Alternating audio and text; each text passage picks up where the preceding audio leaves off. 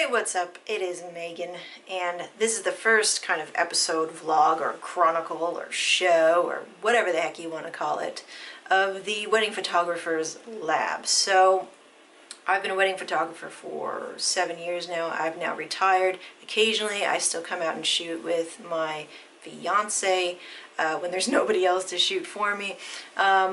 Yeah, I have a background in wedding photography, and we still do that right now. And now I've kind of moved my position from being in the field and shooting to a more back-end presence where I now focus on social marketing, social media, personal branding, transparency, content creation.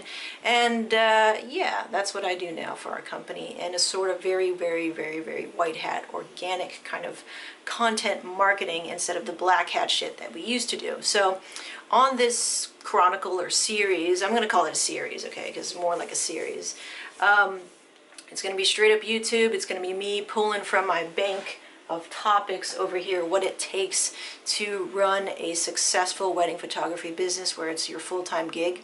We're going to start off with random topics like pricing, packaging, what's on the front page of your website, and things like that. And further on, we're just going to try and experiment and find out, and we're going to get in the lab, so to speak, of what it takes to be a successful wedding photographer with a booked schedule.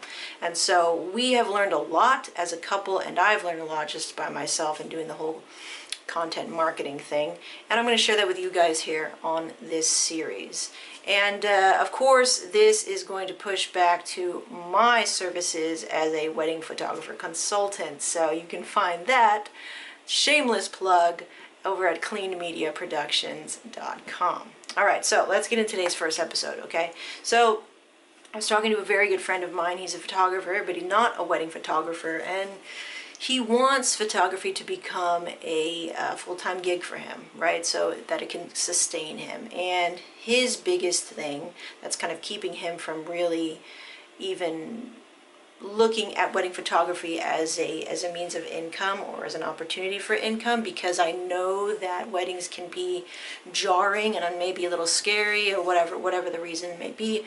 But a big reason was because he thought that region was going to be a big obstacle for him. And it's pretty safe to assume that there are rich cities and there are poor cities, right? And so he believes that he's occupied in a poorer city, in a city that's not that well off, and that they don't have a tendency to pay more for weddings. Now, that may be true, but I want to offer this perspective, okay? Even though I live in California, we live in California, our schedules are booked because this is a destination spot for weddings. So if you live in a spot that is not a destination spot for weddings, here's what you can do, okay?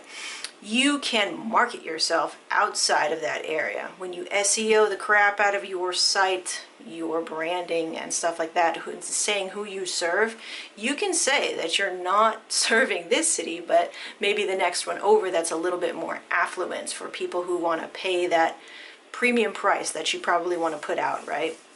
Now, you don't want to put out that you are actually shooting weddings at a low price, or shooting whatever at a low price. You probably want to go the premium route, right? So look at the surrounding cities around you. This is what I would do. And look at, what their patterns are. And this requires a little research. This requires a little elbow grease on your end to find out who are the affluent cities, and how can I market in there, and how can I put myself in that niche over there, if you feel like your city is not the best, or does not have the attitude of big spenders and things like that. So region, I would say, does not matter, because even though we are in Orange County, I'm in Orange County, and we market the heck out of Orange County, we also reach outside of this region and market out other places as well, like to certain cities and certain destination places.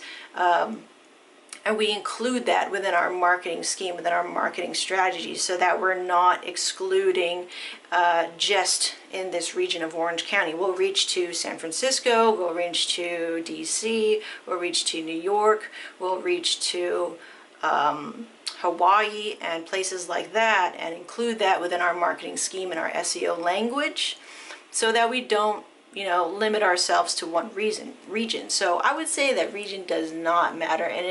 And first off and foremost, if you have whatever obstacle in your head that's keeping you from executing in your business, the first obstacle that you have to overcome is the one in here, in your brain. Okay, so if you believe that it's too hard for you, already you're setting yourself up to kind of fail.